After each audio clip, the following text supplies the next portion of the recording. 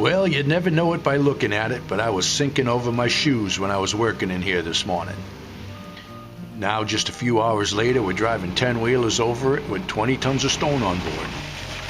Making good progress, all right, but the term dirt cheap hasn't found its way into the equation, unfortunately. Well, that'll be the last load of stone for now. I'm right down at $2 in my pocket here. I was gonna have him bring 2 loads the other day, which I did. Then I had him bring another. And then I had him bring another. And now another.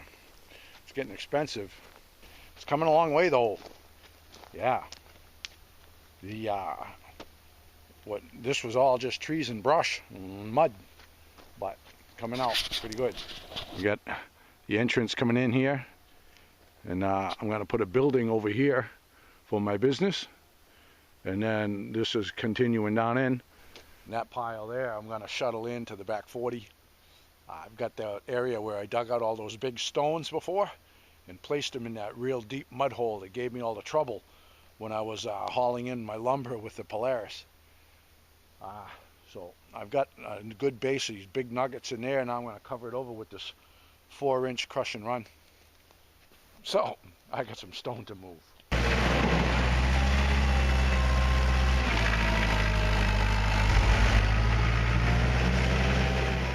This is the area here. I had that real deep mud hole that you've seen me drive through many times.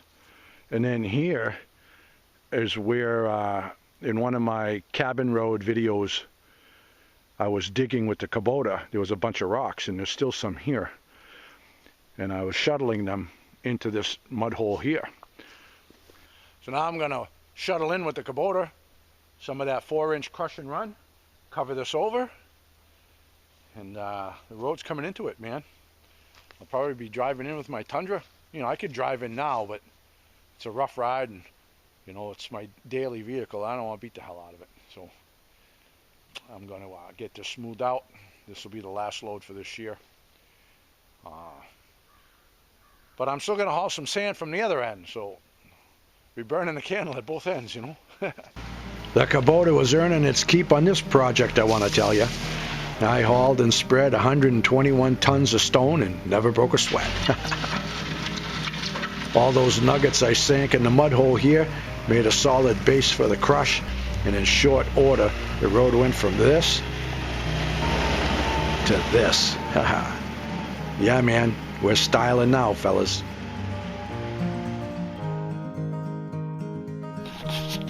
I'm able to drive the truck in now. I did a lot of work on the road there. Next year I'll do some more.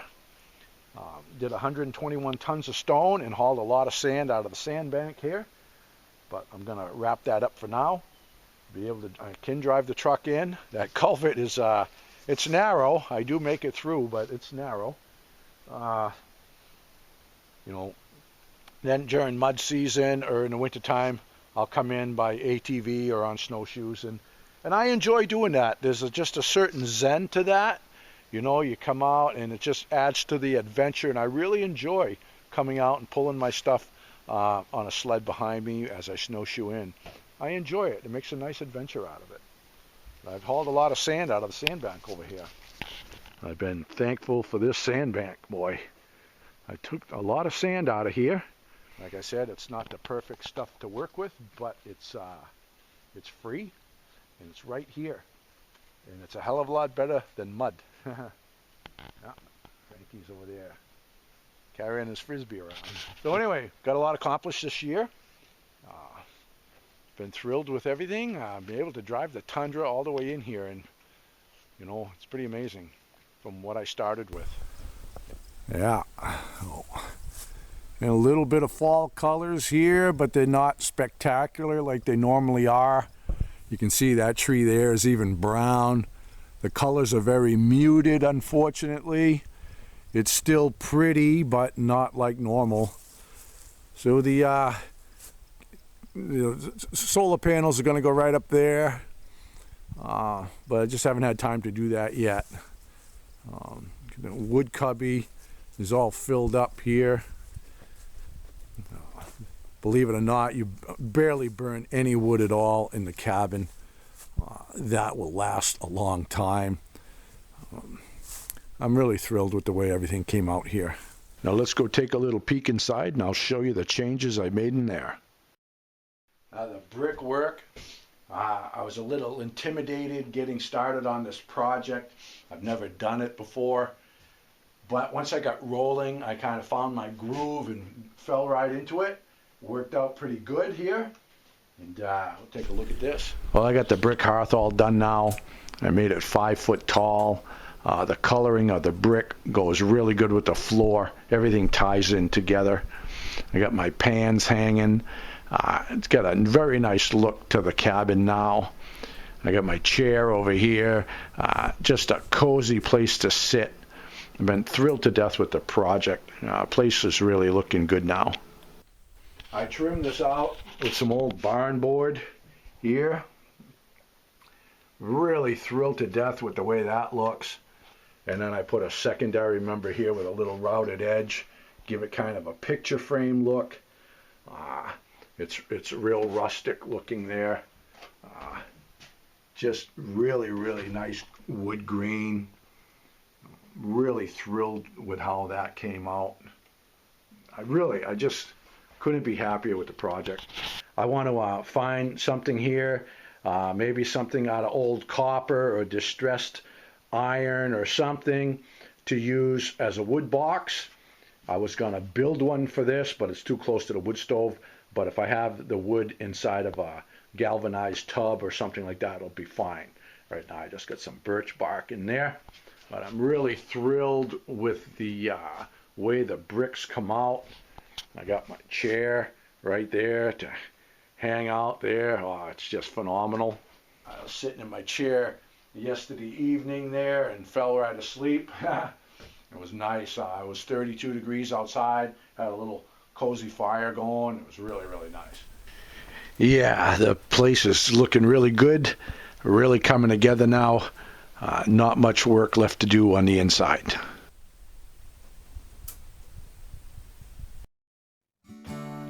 I couldn't be happier with the way the cabin is coming into it now. I've got all the comforts of home. I have my hot shower here. I've got my bottle here that I painted black, and I stick that out in the sun, or I can fill it with hot water that I heat up on the propane or the wood. I've got the toilet here, which is just as convenient as a house. Then my ice box here, that's phenomenal. It's right off where I'm doing the cooking. I got my chair over there with next to the bricks. It's just fantastic. The flooring is done now. It goes good with the brick. It also goes good with the curtains. You know, the curtains tie in with the brickwork. It's just phenomenal. Keeping the ice on the bottom gives me 3 temperature levels. The upper shelf is always in the high 40s for my veggies and cheese. The middle shelf holds right at 40. The bottom shelf stays just above freezing. On the beers, huh? Is that incredible? That is just awesome. And just look how frosty they are here. And I keep all my beverages on the bottom. And then on the top here, this is where the thermometer is, way in the back, and that was holding smack dab in the middle at 40. So, I mean, just look how frosty those beers are. Huh? So you can't beat that, huh? You can't complain about that. We'll just give another look-see here. Everything here, I've got nice matching handles on the louvered doors. And there's my closet. I got all my goodies in here. A nice deep closet. And then we've got the louver doors down here with another nice set of matching branch handles. Yeah, and that's where I keep the batteries and everything there. Now eventually I'm going to have the gel batteries, to my knowledge, that they don't gas off at all when they're being charged. Right now I don't charge the batteries on the inside, so I'm not really concerned with the gassing off. But eventually I have the solar panels. I got a 400 watt system that's still in the box. I just haven't had the time to put them on the roof, and it's not inconvenient for me to bring the batteries in and out. So it's not a problem. So I come here and one battery lasts me all weekend or more, using the laptop and everything else, so it hasn't been a problem. But eventually I will have the 400-watt solar system on the roof here. Got some gel batteries here. I'll be in good shape. And here in the bathroom, again, I've got a nice matching set of branch handles there. The trim work around the bathroom here, I've got some real rustic stuff going on. The composting toilet, I'll talk about that in a second. I put real wavy edge stuff here, and I got kind of a matching piece there, top and bottom. I was pretty happy with that. I was looking for two pieces that were similar to each other, and those are pretty darn close to it. So I got my louver door here. I still just need to put a little finishing touches here, a little trim here, a couple things like that. But eventually I'll put a sink in here, but for the time being, that's just fine the way it is. Well, might as well sit right here. The composting toilet, I just can't emphasize enough how pleased I am with the darn thing. I was a little skeptical at first. I watched some YouTube videos and people were saying how they like their sawdust toilet even more than a regular toilet, and I really couldn't understand that. I was a little skeptical, but now I built mine and I'm just thrilled to death with it. Having it in the cabin here, it's as convenient as having any other household toilet, except for the fact that you got to go and empty it. It's better than a porta potty. A lot of people are a little squeamish about someone seeing their poop, you know. They don't want to go in there.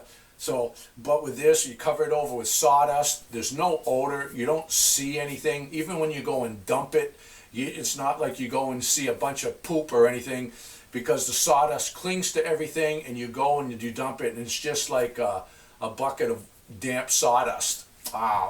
There's nothing gross about it. Definitely the pros outweigh the cons. So here the cabin's getting set up really great. We've got like the comforts of home. You have to go to the bathroom. You come in the bathroom, you shut your door, you do your business. I've got my shower here. Phenomenal. I've got a nice hot shower. I've got the ice box. Cabin's getting rigged up really nice, and once I get the solar panels on the roof, I'm going to be styling. But even as it is right now, I have electric light. It's not a problem, not a hassle for me to haul the batteries in and out. The batteries, as long as I use the lights fairly frugally, they last me several days. I use my laptop. I might watch a movie at night. It's pretty cool. I got all the comforts of home here back in the woods, and it's phenomenal. But the composting toilet, I love the way the project come out. It looks great in here. It's very, very handy. So I'm going to build another one for the New Hampshire cabin, and when I do, I will videotape the process and do it as a how-to video for you, and if anybody wants to build one for their little backwoods cabin. So anyway, the place is looking good, and I'm really thrilled to death with the way everything has come out so far. Yeah. But it still tickles me to death that I got flip the switch lights here in the cabin, and it's just such a simple process with the car battery. You know, it's just really cool. Yeah. So anyway, I've got a bunch of fire starter all set up. I've got my birch bark cached away. The woodshed is full. Made a bunch of improvements to the cabin here. And looking forward to having my buddy Joe's Neon, come back here in the winter. We'll drink a few beers, have a lot of laughs. It'll be fun. So anyway, I'm going to bring all the tools home, get the tractor brought home, and that's it for this year. Yeah, just wanted to give you all a little update for the cabin. One thing I've been meaning to show you all, last winter, I was watching my buddy Joe's videos, and he was showing some of his leather work. He has a knife collection, an axe collection, a really impressive collection of axes. And he has a whole bunch of axes on the wall, you know, and he refurbishes a lot of them. and he does the leather work and makes the sheaths and all of that. And he was showing his work, and I was really impressed with it. Now my axes, I don't care for them at all. You know, I just throw them in the barn when I'm not using them, kind of thing. And he, my buddy Joe, he takes really good care of his. And I was like, wow, you know, I was really impressed with some of the work. So he was showing this little trail axe that he refurbished and showing the sheath on it. And I was like, wow, that's just beautiful stuff, you know. And I never commented on it either. And then he, when he came up for a visit, he goes, I got a little gift for you. And he hands me the axe that I was admiring in his video, and I was thrilled to death with it. So I want to show this here. Yeah, so he's did some beautiful leather work on the sheath here. He's got his trademark there, just phenomenal work. The axe was totally refurbished, just a beautiful piece of work. And I was just thrilled to death that he brought that up and gave it to me, because it was the one I was admiring in his video. Just a beautiful piece of work, you know. So when he brought this up and handed it to me, I was just thrilled to death. It's such a pretty little axe that I don't even want to use it, you know. I just want to hang it up and look at it. So I've been keeping it on the hearth near the wood stove at home just because it looks good there. But as far as a trail axe, it's got a good heavy head on it. It's got a lot of oomph.